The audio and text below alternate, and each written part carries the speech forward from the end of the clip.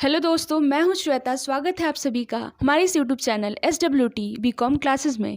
इस video lecture में हम बिजनेस ऑर्गेनाइजेशन जो कि बीकॉम फर्स्ट सेमेस्टर का सब्जेक्ट है उसके बारे में डिस्कस करेंगे। बिजनेस ऑर्गेनाइजेशन का इसमें जो यूनिट फर्स्ट है और यूनिट सेकेंड है, इससे मैंने कुछ इंपॉर्टेंट टॉपिक्स लिए हुए हैं, जैसे कि nature and scope of business है, ई बिजनेस है, forms of business organisation unit second का। इनसे रिलेटेड मैंने कुछ क्वेश्चन डिस्कस किए हुए हैं MCQ के फॉर्म में। दोस्तों, अगर आपको ये मेरा वीडियो अच्छा लगता है, पसंद आता है, हेल्पफुल लगता है तो please like share and subscribe करना ना भूलिएगा।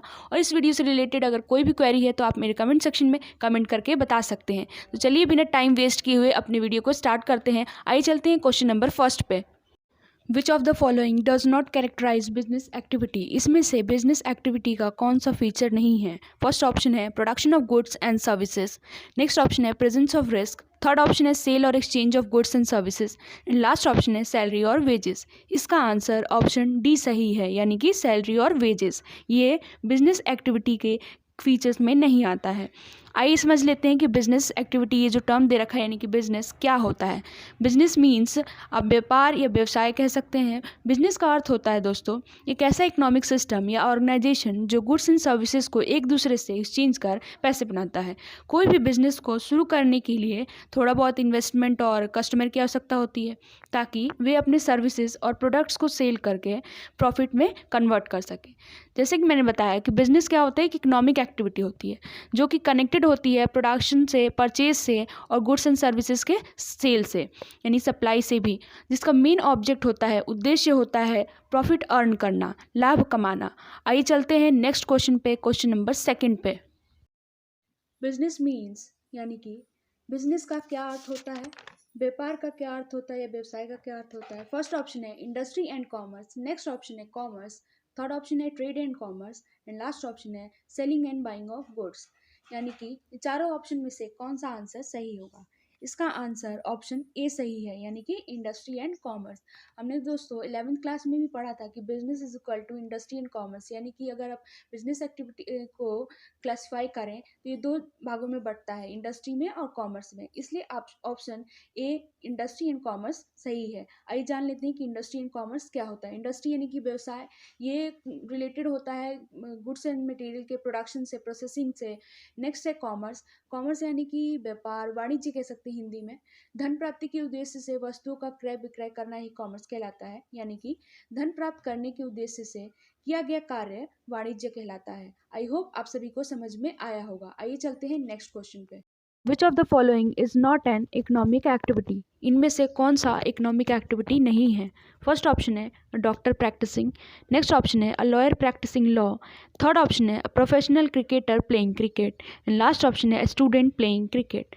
इसका आंसर ऑप्शन डी सही है, यानी कि स्टूडेंट प्लेइंग क्रिकेट। बोला गया कि इसमें से कौन सा इकोनॉमिक एक्टिविटी नहीं है, तो स्टूडेंट अगर क्रिकेट खेलेगा तो उसको क्या मॉनेटरी बेनिफिट मिलेगा? नहीं, इसीलिए ऑप्शन डी सही है, यानी कि स्टूडेंट प्लेइंग क्रिकेट। आइए जान लेते हैं कि इकोनॉमिक एक्टिविटी क्या होती है। इकोनॉमिक एक्टिविटी दोस्तों ह्यूमन एक्टिविटी जो होती है उसको दो भागों में डिवाइड किया गया है, इकोनॉमिक एक्टिविटी और non economic activity. Economic activity जो होती है वो मनी अर्न करने के बेसिस पे किया जाता है, यानी कि इसका मेन ऑब्जेक्ट जो होता है, प्राइम ऑब्जेक्टिव जो होता है वो मनी अर्न करना होता है।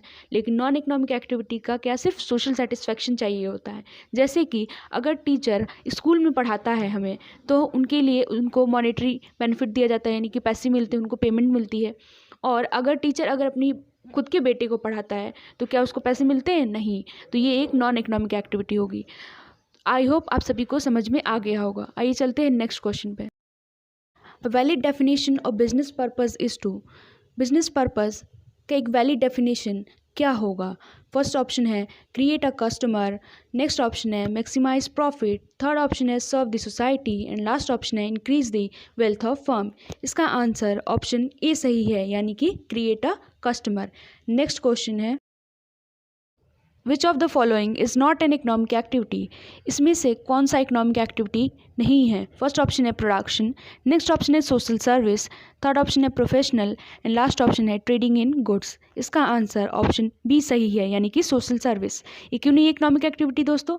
इसलिए क्योंकि इकोनॉमिक एक्टिविटी का जो मेन मोटिव होता है, यानी कि प्राइम ऑब्जेक्टिव होता है, वो मनी अर्न करना होता है। नेक्स्ट क्वेश्चन है human activities are of dash types, यानी कि ह्यूमन एक्टिविटी को कितने भागों में डिवाइड किया गया है, कितने टाइप्स के ये होते हैं। फर्स्ट ऑप्शन है 1, नेक्स्ट ऑप्शन है 2, थर्ड ऑप्शन है 3 एंड लास्ट ऑप्शन है 4। इसका आंसर ऑप्शन बी सही है, यानी कि ह्यूमन एक्टिविटीज़ को 2 भागों में डिवाइड किया गया है, यानी कि ये 2 तरीके के होते हैं।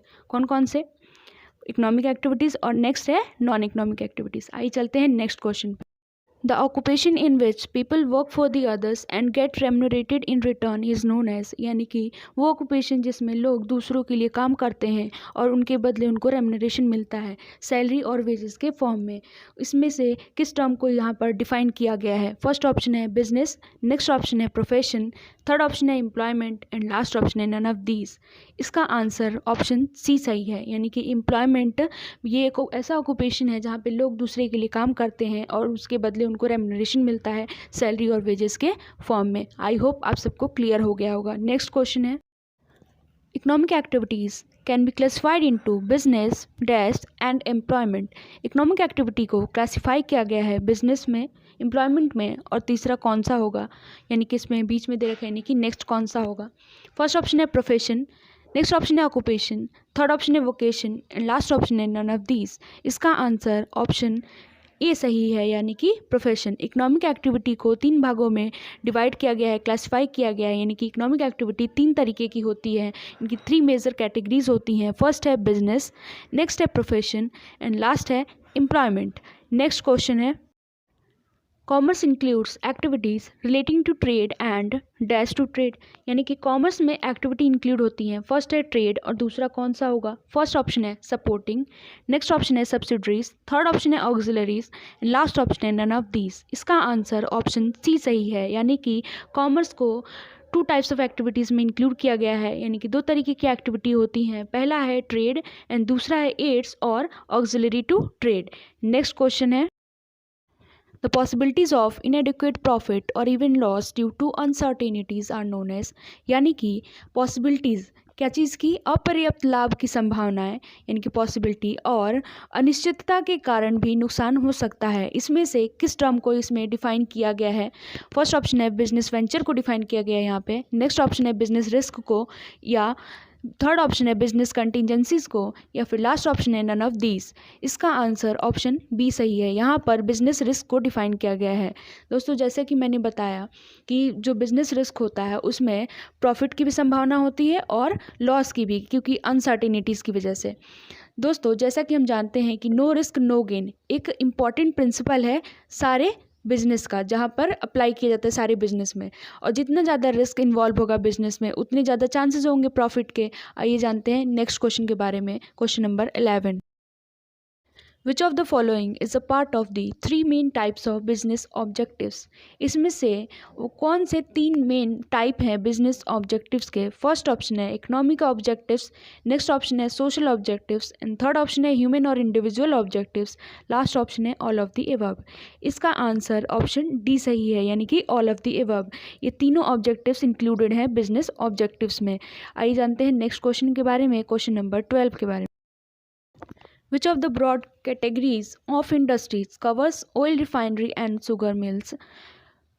इसमें बताना है कि ऑयल रिफाइनरी और शुगर मिल्स इसमें से कौन से इंडस्ट्री में इंक्लूडेड होगी, कौन सा इंडस्ट्री इसमें कवर करता है इनको।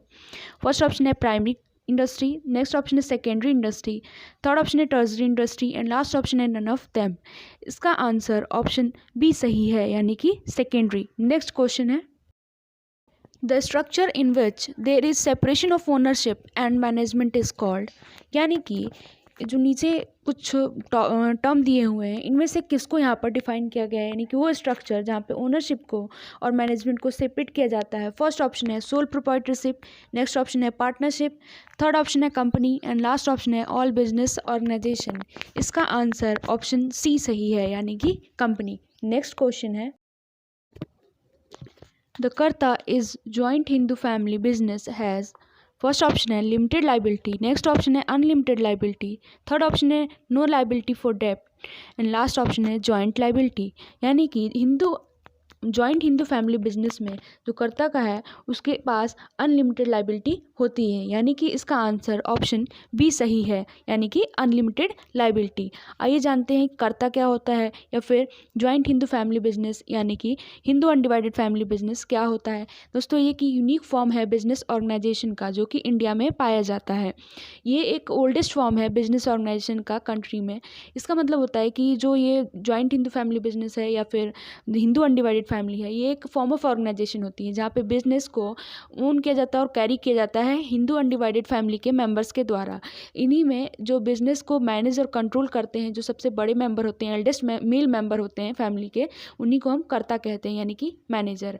नेक्स्ट क्वेश्चन है, in a cooperative society the principle followed is, यानी कि कोऑपरेटिव सोसाइटी में कौन सा प्रिंसिपल फॉलो किया जाता है इसमें से। फर्स्ट ऑप्शन है 1 शेयर 1 वोट, नेक्स्ट ऑप्शन है 1 मैन 1 वोट, थर्ड ऑप्शन है no vote and last option है मल्टीपल वोट। इसका आंसर ऑप्शन बी सही है, यानी कि 1 मैन 1 वोट। आइए जानते हैं कि कोऑपरेटिव सोसाइटी की क्या मीनिंग होती है, यानी कि कोऑपरेटिव की क्या मीनिंग होती है। इसकी मीनिंग होती है दोस्तों कि एक साथ मिलकर काम करना, यानी कि वर्किंग टुगेदर, या फिर एक सामान्य उद्देश्य के लिए दूसरे के साथ मिलकर काम करना। यानी कि जो कोऑपरेटिव होता है वो उसमें हम क्या करते हैं, एक साथ काम करते हैं और एक सामान्य उद्देश्य की पूर्ति हेतु दूसरों के साथ भी काम करते हैं। आइए जानते हैं कि कोऑपरेटिव सोसाइटी क्या होता है। दोस्तों कोऑपरेटिव सोसाइटी एक वॉलेंट्री एसोसिएशन है पर्सन्स का, यानी कि व्यक्तियों के स्वैच्छिक संघ है ये, जहाँ पर वो ज्वाइन करते हैं, जहाँ पर सदस्यों के कल्याण के उद्देश्य के साथ मिलकर कार्य किया जाता है। आइए जानते हैं नेक्स्ट क्वेश्चन के बारे में। नेक्स्ट क्वेश्चन है, the maximum number of partners allowed in the banking business are. Minimum यानी कि मैक्सिमम कितने पार्टनर्स होने चाहिए बैंकिंग बिजनेस में। फर्स्ट ऑप्शन है 20, नेक्स्ट ऑप्शन है 10, थर्ड ऑप्शन है नो लिमिट या लास्ट ऑप्शन है 2। इसका आंसर ऑप्शन बी सही है, यानी कि 10। आइए चलते हैं नेक्स्ट क्वेश्चन पर, क्वेश्चन नंबर 17 पर। The head of the joint Hindu family business is called, यानी कि जॉइंट हिंदू फैमिली बिजनेस के हेड को क्या कहते हैं। फर्स्ट ऑप्शन है प्रोपाइटर, नेक्स्ट ऑप्शन है डायरेक्टर, थर्ड ऑप्शन है कर्ता या फिर लास्ट ऑप्शन है मैनेजर। इसका आंसर ऑप्शन सी सही है, यानी कि कर्ता कहते हैं। आइए जान लेते हैं कि जॉइंट हिंदू फैमिली बिजनेस क्या होता है। वैसे तो मैंने आपको बता दिया है, फिर भी एक बार रिपीट करा देती हूँ। हिंदू अनडिवाइडेड फैमिली बिजनेस या फिर जॉइंट हिंदू फैमिली बिजनेस एक यूनिक फॉर्म है बिजनेस ऑर्गेनाइजेशन का, जो कि इंडिया में पाया जाता है। ये एक ऑर्गेनाइजेशन का ऐसा फॉर्म है जहाँ पर जो बिजनेस होता है उसको मैनेज और कंट्रोल करता है, यानी कि चलाया जाता है किसके द्वारा, members of Hindu undivided family के द्वारा। इसका जो बिजनेस का जो मैनेज और कंट्रोल करता है वो है फैमिली के जो एल्डेस्ट मेल मेंबर होते हैं वो करते हैं, उन्हीं को हम कर्ता कहते हैं। दोस्तों इसमें इस बिजनेस में जो लाइबिलिटी होती है सारे मेंबर्स की वो लिमिटेड होती है, लेकिन कर्ता को छोड़कर, क्योंकि कर्ता की अनलिमिटेड लाइबिलिटी होती है। आइए चलते हैं नेक्स्ट क्वेश्चन पे, question number 18। Minimum number of members to form a private company is, यानी कि मिनिमम कितने मेंबर चाहिए एक प्राइवेट कंपनी को फॉर्म करने के लिए। फर्स्ट ऑप्शन है 2, नेक्स्ट ऑप्शन है 3, थर्ड ऑप्शन है 5 एंड लास्ट ऑप्शन है 7। इसका आंसर ऑप्शन ए सही है, यानी कि मिनिमम 2 नंबर चाहिए प्राइवेट कंपनी फॉर्म करने के लिए। नेक्स्ट क्वेश्चन है, minimum number of members to form a public company is, यानी कि पब्लिक कंपनी बनाने के लिए कम से कम कितने लोग चाहिए, यानी कि मिनिमम नंबर्स बताने हैं। फर्स्ट ऑप्शन है ए, यानी कि 5, नेक्स्ट ऑप्शन है 7, थर्ड ऑप्शन है 12 एंड लास्ट ऑप्शन है 21। इसका आंसर ऑप्शन बी सही है, यानी कि 7 मेंबर्स मिनिमम मेंबर्स चाहिए एक पब्लिक कंपनी को फॉर्म करने के लिए। नेक्स्ट क्वेश्चन है, the capital of the company is divided into number of parts each one of which are called, यानी कि कंपनी की कैपिटल को डिवाइड किया जाता है बहुत सारे पार्ट्स में, हर एक को किस नाम से जानते हैं। फर्स्ट ऑप्शन है डिविडेंड, नेक्स्ट ऑप्शन है प्रॉफिट, थर्ड ऑप्शन है इंटरेस्ट एंड लास्ट ऑप्शन है शेयर। इसका आंसर ऑप्शन डी सही है, यानी कि शेयर। नेक्स्ट क्वेश्चन है question number 21। Dash refers to conducting business activities over internet और एनी अदर कंप्यूटर नेटवर्क, यानी कि यहाँ पर इसमें से किस टर्म को यहाँ पर डिफाइन किया गया है। फर्स्ट ऑप्शन है ई कॉमर्स, नेक्स्ट ऑप्शन है ई बिजनेस, थर्ड ऑप्शन है आउटसोर्सिंग एंड लास्ट ऑप्शन है नन ऑफ देम। दोस्तों यहाँ पर ई बिज़नेस को डिफाइन किया गया है, यानी कि ऑप्शन बी सही है, ई बिज़नेस। जो ई बिज़नेस होता है उसका फुल फॉर्म इलेक्ट्रॉनिक बिजनेस। ये इसका मतलब ये होता है कि कोई भी बिजनेस एक्टिविटीज़ करना इंटरनेट के थ्रू, इंटरनेट के ज़रिए या फिर किसी अदर कंप्यूटर नेटवर्क के ज़रिए। नेक्स्ट क्वेश्चन है, which of the following is a part of E business, यानी कि इसमें से कौन कौन से ई बिज़नेस के पार्ट हैं, यानी कि इलेक्ट्रॉनिक बिजनेस के पार्ट हैं। फर्स्ट ऑप्शन है B2B कॉमर्स, नेक्स्ट ऑप्शन है B2C कॉमर्स, थर्ड ऑप्शन है C2C commerce and last option है ऑल ऑफ द एबव। इसका आंसर ऑप्शन डी है, यानी कि all of the above. E business में ये सारे कॉमर्स इंक्लूडेड हैं, यानी कि बिजनेस टू बिजनेस और B2B कॉमर्स, और नेक्स्ट है B2C कॉमर्स, थर्ड है C2C कॉमर्स, ये सब इंक्लूडेड हैं। आइए चलते हैं नेक्स्ट क्वेश्चन पे, क्वेश्चन नंबर 23 पे।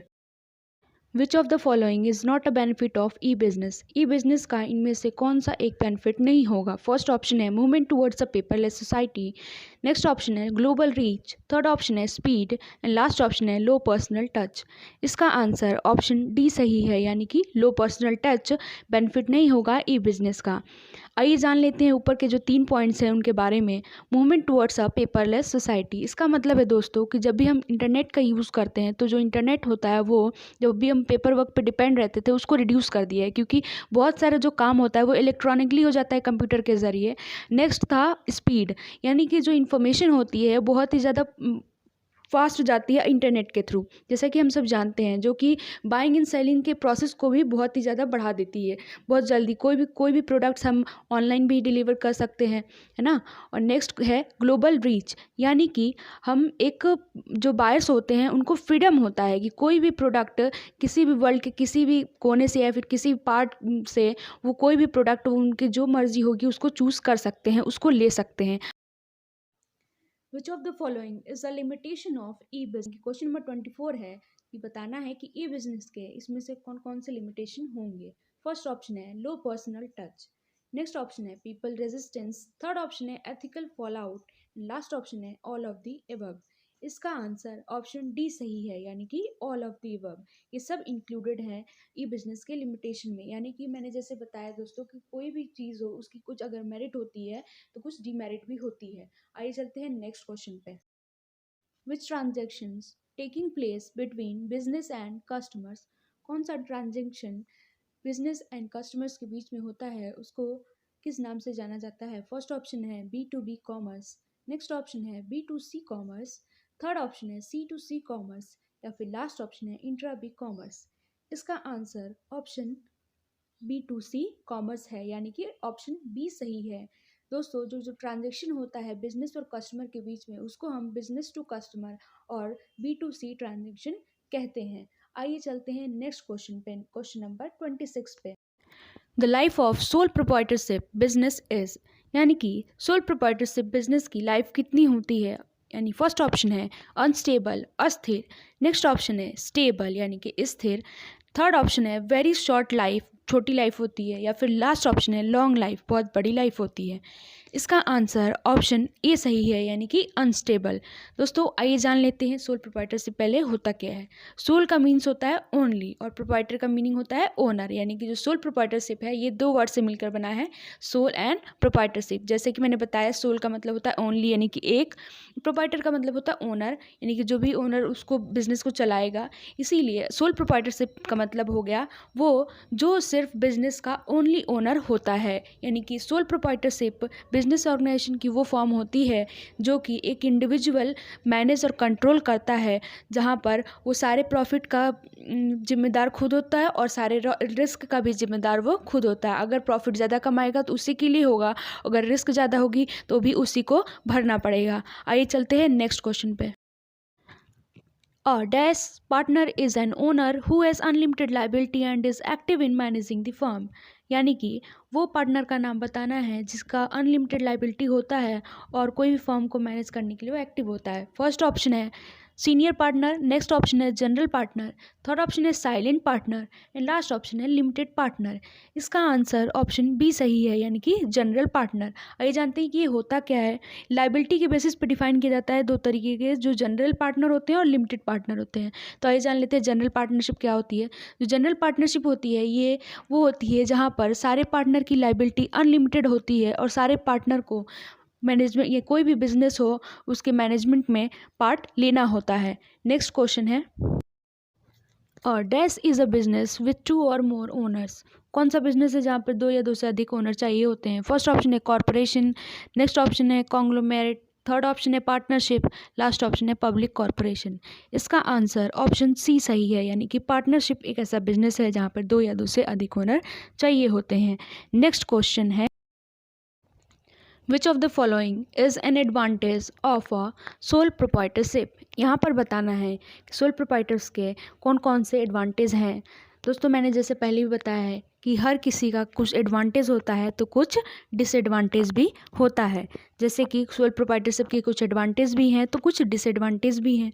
आइए एडवांटेज के बारे में जानते हैं। फर्स्ट ऑप्शन है ease of starting a business, next option है being your own business boss, third option है pride of ownership and last option है ऑल ऑफ द एबव।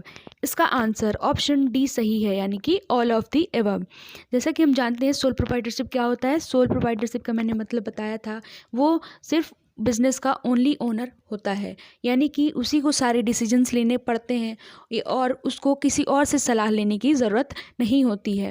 वो चाहे तो ले सकता है, चाहे तो ना ले सकता है। सोल प्रोप्राइटरशिप एक बहुत ईजी होता है स्टार्ट करने के लिए, क्योंकि यहाँ पर कोई भी लीगल फॉर्मेलिटीज़ नहीं चाहिए होती है इस बिज़नेस को स्टार्ट करने के लिए। आइए चलते हैं नेक्स्ट क्वेश्चन पे। आज का लास्ट क्वेश्चन है, यानी कि question number 30। In case of dash registration is compulsory. इसमें से किस में रजिस्ट्रेशन कंपल्सरी होता है, यानी कि ज़रूरी है? फर्स्ट ऑप्शन है सोल प्रोप्राइटरशिप, नेक्स्ट ऑप्शन है पार्टनरशिप, थर्ड ऑप्शन है none of this and last option है कंपनी। इसका आंसर ऑप्शन डी सही है, यानी कि कंपनी के केस में रजिस्ट्रेशन कंपल्सरी होता है। आइए जान लेते हैं कंपनी के बारे में। जैसे टाइप्स ऑफ कंपनीज़ कितने तरीके की होती हैं। अगर ओनरशिप के बेसिस पे देखा जाए तो कंपनी 2 टाइप की होती हैं, यानी कि public company and private company. आइए इनके बीच का डिफरेंस जान लेते हैं। जो पब्लिक कंपनी होती है उसमें मिनिमम नंबर ऑफ़ मेंबर्स जो चाहिए होते हैं वो 7 चाहिए होते हैं और मैक्सिमम नंबर की कोई लिमिट नहीं है। जो प्राइवेट कंपनी होती है इसमें मिनिमम 2 मेंबर्स चाहिए होते हैं और मैक्सिमम लिमिट ऑफ मेंबर इसमें 50 होती है। पब्लिक कंपनी में एटलीस्ट 3 डायरेक्टर चाहिए होते हैं और प्राइवेट कंपनी में एटलीस्ट 2 डायरेक्टर्स होने चाहिए। एंड पब्लिक कंपनी में जो मिनिमम पेड अप कैपिटल है वो 5 लाख होना चाहिए और प्राइवेट कंपनी में minimum paid up capital 1 lakh होना चाहिए। यानी कि पब्लिक कंपनी में ये कंपलसरी होता है हमको मेंटेन करना इंडेक्स ऑफ मेंबर्स, और प्राइवेट कंपनी में कंपलसरी नहीं होता है। आई होप आप सभी को मेरा ये वीडियो समझ में आया होगा।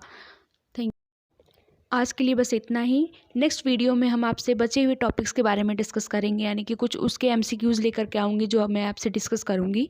दोस्तों अगर आपको मेरा ये वीडियो अच्छा लगा हो, पसंद आया हो, हेल्पफुल लगा हो तो please like share and subscribe करना ना भूलिएगा। और इस वीडियो से रिलेटेड अगर कोई भी क्वेरी है तो आप मेरे कमेंट सेक्शन में कमेंट करके बता सकते हैं। Thank you for listening me.